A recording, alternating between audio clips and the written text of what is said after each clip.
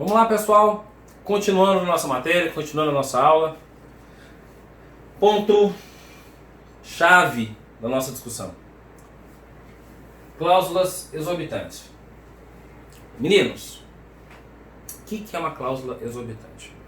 Quando a gente começou a estudar contratos administrativos, eu falei para vocês que o que diferencia o contrato administrativo do contrato da administração genérico é a submissão ao regime jurídico de direito público, que traz uma série de prerrogativas favoráveis ao Estado. É exatamente isso aqui, essas cláusulas exorbitantes. Entendam, as cláusulas exorbitantes não são tecnicamente cláusulas, elas não precisam constar expressamente no contrato. Elas são implícitas ao contrato. Elas decorrem da supremacia do Estado sobre o particular. Decorrem do regime jurídico de direito público típico dos contratos administrativos.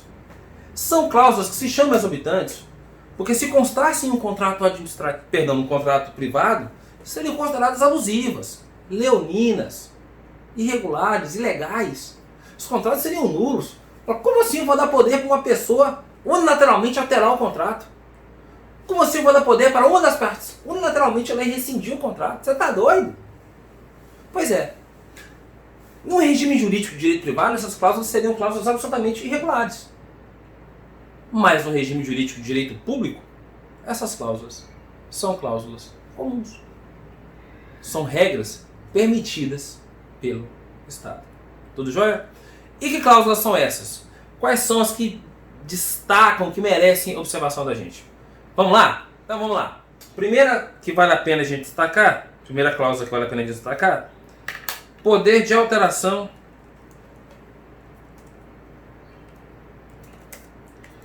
unilateral do contrato. Como é que funciona isso aqui? O Estado pode unilateralmente, por sua vontade, alterar cláusulas contratuais, alterar pontos desse contrato. Essa alteração, ela não pode ser do objeto. Isso é mais importante. Eu não posso mudar o objeto. Por exemplo, eu faço uma licitação para comprar cadeira. Falar, rapaz, eu fiz a licitação, não quer saber, eu não preciso de cadeira, não preciso de mesa. Não, aí não dá para fazer. Eu não posso fazer uma alteração do objeto. Mas eu posso fazer algumas alterações unilaterais. Que alterações são essas? Vamos lá. A gente pode primeiro fazer alterações no projeto. A gente chama de alteração qualitativa. Como é que é essa alteração? É uma alteração que serve para adaptar os projetos a uma melhor realidade. À medida que fosse executando, modificou-se o projeto para adequá-lo melhor. E o Estado pode ir lá e impor essa execução. Por exemplo, o Estado contrata uma empresa para fazer 100 km de estrada. E durante o projeto ele entende que verifica que é necessário fazer uma terraplanagem maior, uma estrutura maior, um apoio maior. O Estado vai lá e fala, olha, eu vou modificar. A gente tinha uma previsão de terraplanagem de tanto, mas vai ser mais. Só que o objeto principal do contrato continua sendo o mesmo, 100 km de estrada. Eu não mudo o objeto, mas eu mudo especificações do projeto para melhor adequá-lo. Por isso a gente chama de alteração qualitativa. Eu altero pontos no meu projeto que vão influenciar, evidentemente, na execução do contrato, da obra, do serviço, mas não vão mudar a base do contrato. Mas eu unilateralmente, a empresa pode falar, não, mas eu não queria aumentar isso aqui. Eu falo, não estou perguntando se você quer aumentar essa área de terraplanagem. Eu quero que aumente. Estou alterando unilateralmente o contrato administrativo. Então, primeira posição, alteração qualitativa. E a segunda alteração é a alteração, geralmente a que mais cai, inclusive, em prova, é a alteração quantitativa. Alteração quantitativa.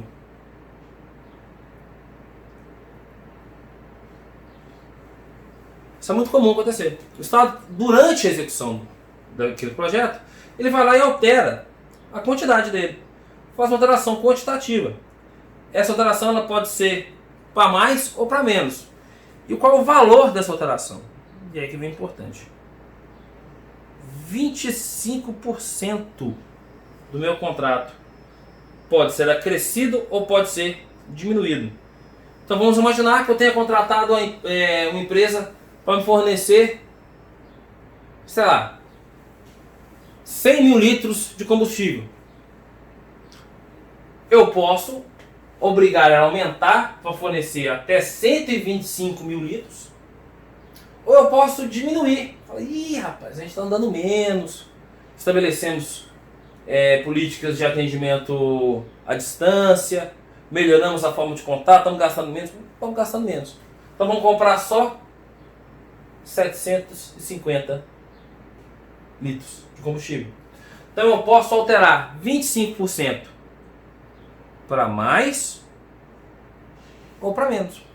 Então essa possibilidade de alteração de quantidade, ela pode ser para 25 para cima ou 25 para mais. Mas temos uma exceção aqui, um OBS, um OBS.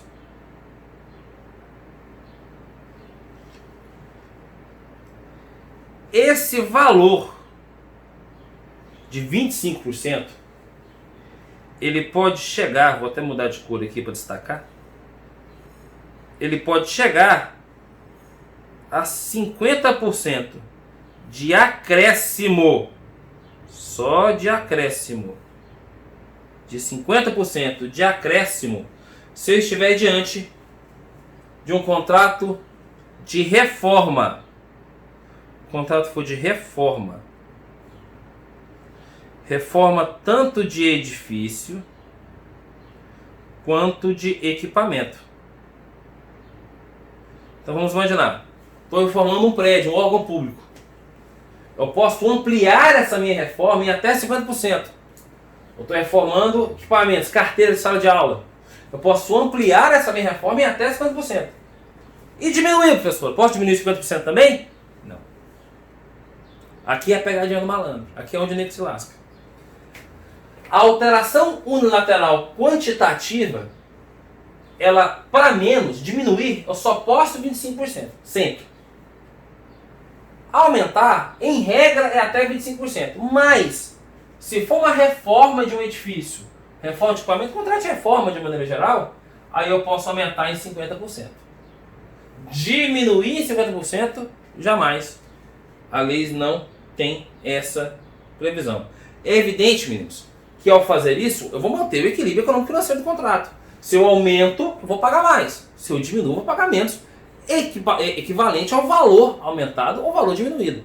Eu não vou impor a pessoa um enriquecimento ilícito, vai ganhar mais sem, entregando menos, mas também não vou impor ela um empobrecimento ilícito. Então, se eu aumento 25%, o Estado vai pagar a mais a diferença. Se diminui, o Estado vai pagar a menos, mantendo sempre o equilíbrio econômico financeiro do contrato. Uma coisa que eu quero que vocês gravem já, essa expressão, equilíbrio econômico financeiro. O Estado vai ter que sempre primar pela manutenção do equilíbrio econômico financeiro dos contratos administrativos. Isso é uma coisa que a gente vai ver bastante aqui. Então, primeiro ponto importante, alteração unilateral do contrato. Tá? Segunda cláusula exorbitante, que nós vamos estudar um pouquinho melhor mais à frente, mas que vale a pena a gente destacar aqui, é a possibilidade de rescisão unilateral do contrato. Quando a gente vai estudando daqui a pouco forma de extinção, nós vamos especificá-la melhor, mas eu quero posicionar. O que é uma rescisão unilateral do contrato? É uma possibilidade que o Estado tem de forma unilateral. O Estado tem de rescindir o contrato. Claro, vão existir regras. Ele pode rescindir por interesse público, isso vai gerar uma consequência. Pode rescindir porque a empresa contratada não está cumprindo a sua parte, isso vai gerar uma segunda consequência. Nós vamos estudar isso melhor quando estivermos falando da extinção do contrato administrativo. Mas eu quero que vocês entendam que a rescisão unilateral é uma cláusula exorbitante. Por quê? Porque geralmente as rescisões contratuais, elas acontecem de forma bilateral. E quando elas não acontecem entre as partes, entre particulares, alguém vai ter que buscar a justiça para rescindir o contrato. Fala, você não quer rescindir? Não? Então vou para a justiça. O Estado não precisa. Isso é um poder maior que o Estado tem. O Estado pode unilateralmente rescindir. Ele vai ter que notificar, abrir um procedimento, justificar, mas ele pode unilateralmente rescindir. As regras em torno dessa rescisão unilateral, nós vamos estudar melhor no vídeo sobre extinção de contrato administrativo. Fiquem tranquilos, vamos estudar lá. Mas saibam que rescisão unilateral de contrato é uma das cláusulas exorbitantes que existe dentro do contrato administrativo. Vamos lá. Outra cláusula exorbitante que vale a pena a gente destacar é a da possibilidade de fiscalização da execução do contrato. O Estado pode, ele não só pode, como ele deve fiscalizar o contrato. É uma obrigação do Estado fiscalizar o contrato. O Estado ele tem que estar sempre fiscalizando o contrato, porque ao fiscalizar o contrato, ele observa como é que esse contrato está sendo cumprido. E isso é importante, ele pode. E ao fiscalizar, ele tem o poder de entrar na obra, de entrar, exigir documentos, exigir verificação do balancete contábil da empresa, ver se a empresa está cumprindo com as suas obrigações trabalhistas e tributárias. Ué, por quê? Ele pode ser, no caso trabalhista, por exemplo, ele pode ser acionado subsidiariamente.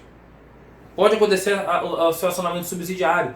Existe uma súmula, a súmula 331 do TST, que fala, que permite que, em caso de contratações do Estado, que o Estado, caso o Estado não fiscalize, o Estado pode ser subsidiariamente responsável pelos débitos trabalhistas. Fala, uai, como assim? Quer dizer que a empresa não cumpre suas regras e eu vou ter que pagar? Sim, porque você tinha o dever de fiscalizar. Então, por isso, você tem esse poder de entrar na obra, entrar no serviço, verificar a documentação, observar tudo para fiscalizar e saber se efetivamente aquele contrato está sendo cumprido de forma correta. Tudo jóia? E se você percebe que isso não está, que isso está errado, o Estado pode tomar outras providências. Como, por exemplo, uma das cláusulas que eu acho mais interessante das cláusulas exorbitantes, que é essa aqui, ó, a cláusula da ocupação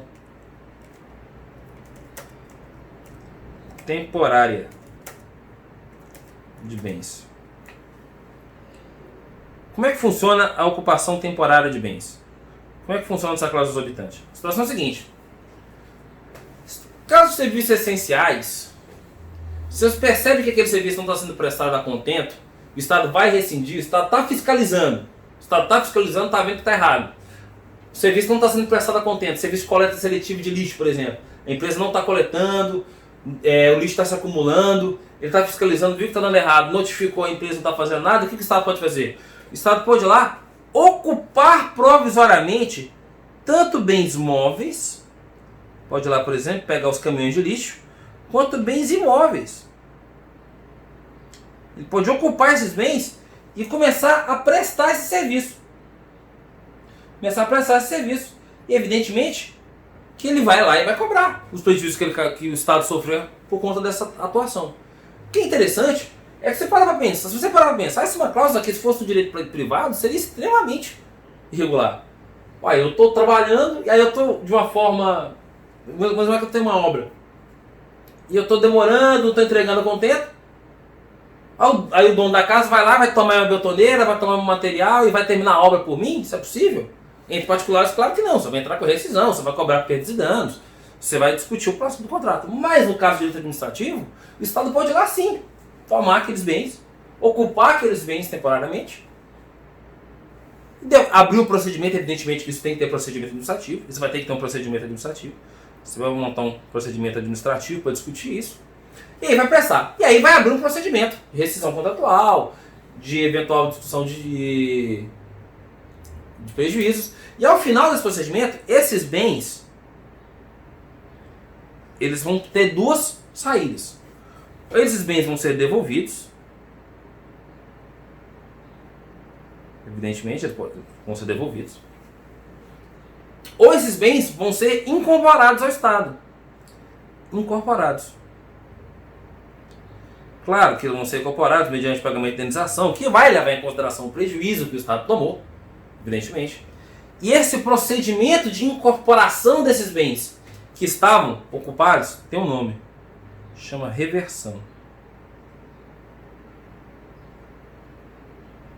Esses bens serão revertidos para o Estado, caso o Estado entenda ser caso de reversão desses bens. Ele vai falar, olha, eu vou reverter esses bens, vou reverter esse caminhão, vou reverter esse produto, esse material para a administração pública. Tudo jóia? Então é possível a reversão desses bens. Beleza?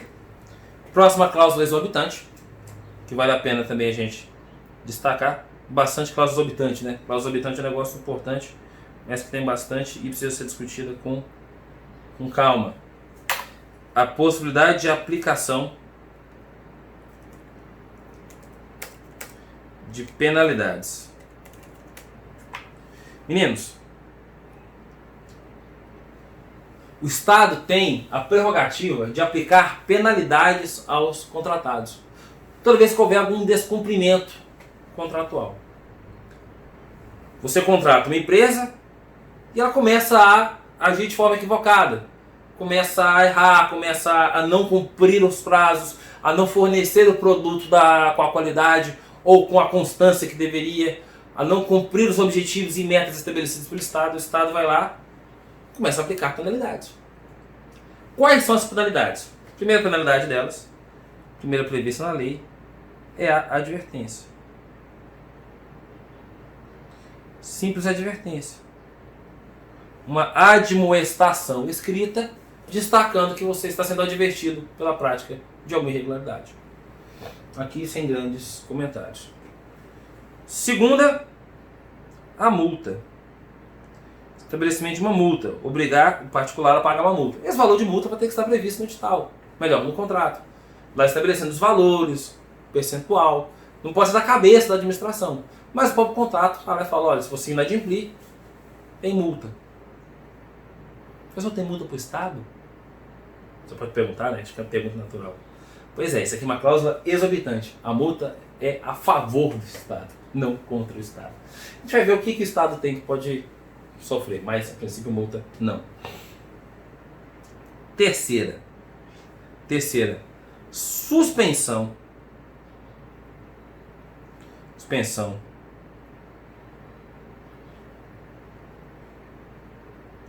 de contratar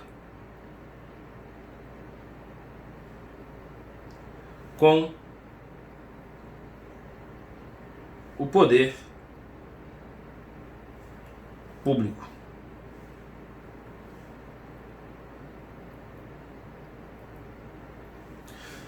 O que é a suspensão de contratação do poder público? Aqui nós temos já uma penalidade mais grave.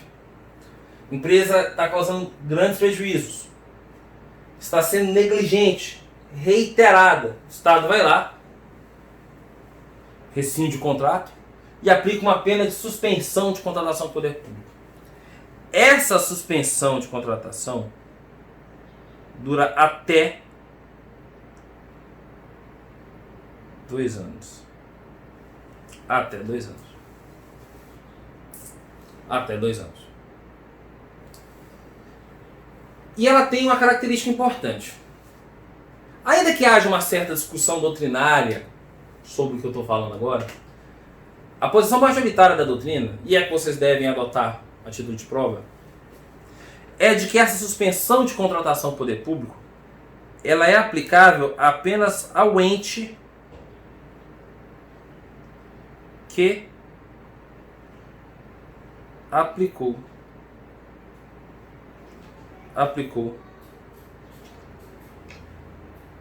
a pena.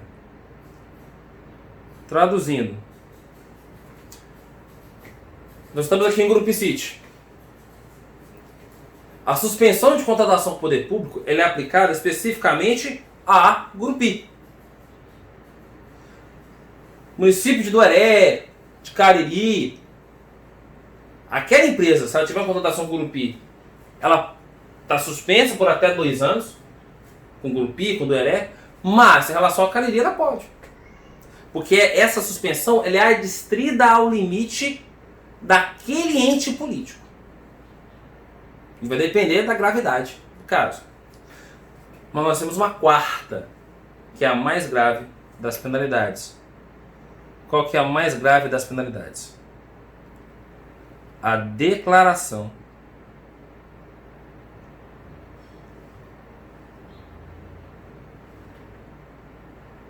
de